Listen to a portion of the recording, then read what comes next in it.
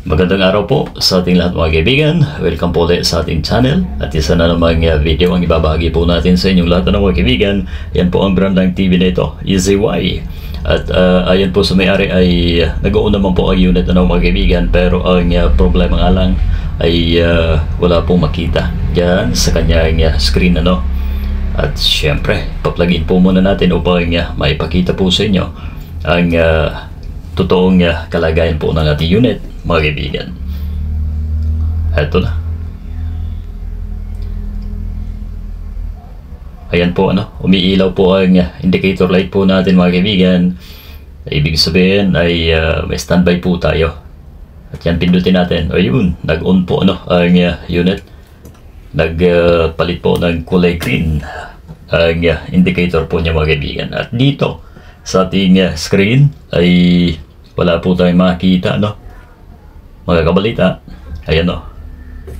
Pero ang unit po natin ay naka-on yan ano sa pagkakataong ganito.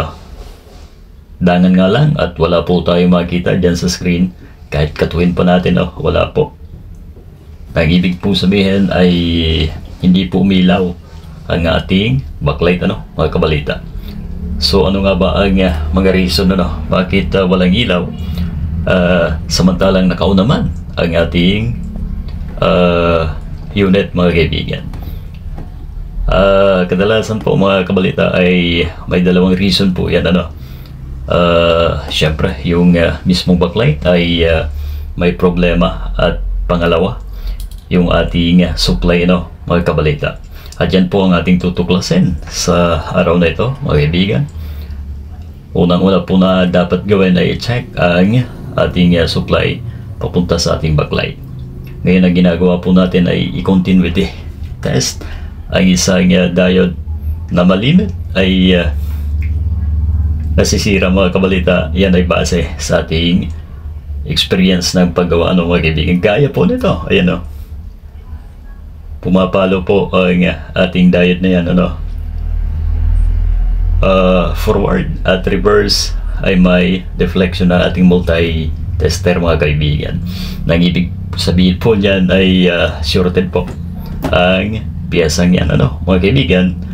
Syempre ang gagawin po natin ay papalitan po muna bago tayo prior na magbaklas po tayo ng ating panel para i-check ng actual ang ating backlight mga kaibigan. Yan po muna dahil napakasilan po ang magbaklas po ng panel at talagang delikado.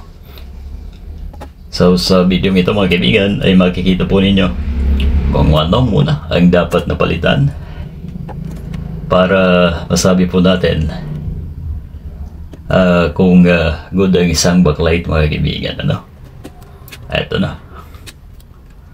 Papalitan po natin yan ng panibago mga kaibigan upang nang sa ganun bago tayo tuklap ng LCD ay panigurado na good na po ang ating supply voltage mula dito sa ating board papunta doon sa ating backlight mga kaibigan. Ganon kasimple. At yan po ang basic na dapat ginagawa po ng isang gumagawa ng ganitong unit mga kaibigan. Ayan na, baklasin na natin ang diode na yan.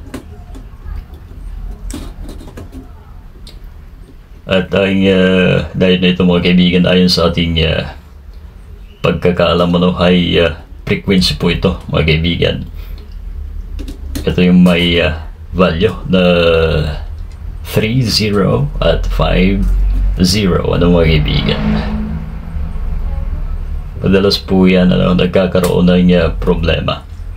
Pero sa ibang board po ay hindi na nito gumamit mga kaibigan. Instead ay MOSFET ang ginamit mga kabalita Kaya huwag niyong hanapin pagka wala to. Okay, ito po ang diode mga kaibigan ayan 3050. Hindi mali ang nakalagay doon high frequency po ang diode na ito pero low voltage mga kaibigan. Yan ang kanyang papel dito sa ating TV na ito mga kabalita. Ayan, pasensya na, no? At talagang maulan sa panahong ito. Alright.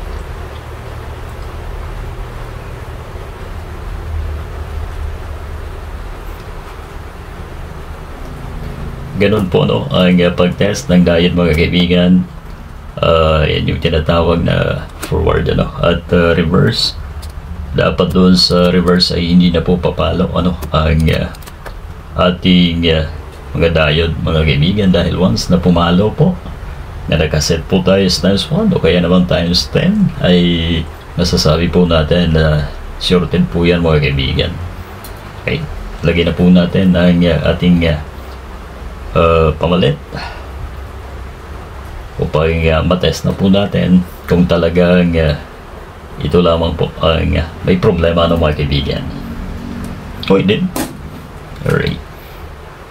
Uy, sa mga hindi pa po naka-subscribe na mga kaibigan sa ating Kabalita TV, ayun, pasuyo naman po mga kaibigan, at paki-pindot din ng ating notification bell upang updated po tayo sa mga videos po natin upcoming, ano, mga kaibigan. Alright, so yan na, check natin ulit. Ayan, no, wala na, diba? So pag ganyan ay nangangahulugan po na wala na po ang shorted, at malamang sa malamang ay pwede na pong umilaw, ano, ang ating backlight mga kaibigan. Yan na po ang gagawin natin, at i-check kung talagang iilaw na po ang ating backlight ng TV na ito mga kaibigan. Scroll lang po natin.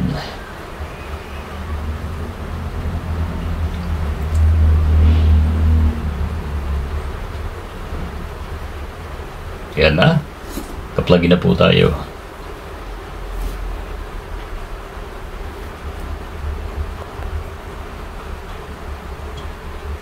Ano po natin mga kaibigan? Yun!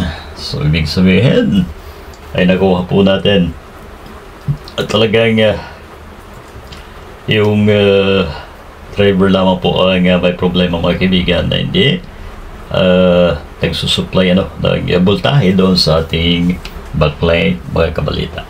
Sagod na po ang ating unit, at pwede na pong mapanuuran mga kaibigan, ano. So yun lamang po. Sana ay kapulutan po natin kahit kaunting idea ang ating vlog na ito mga kaibigan.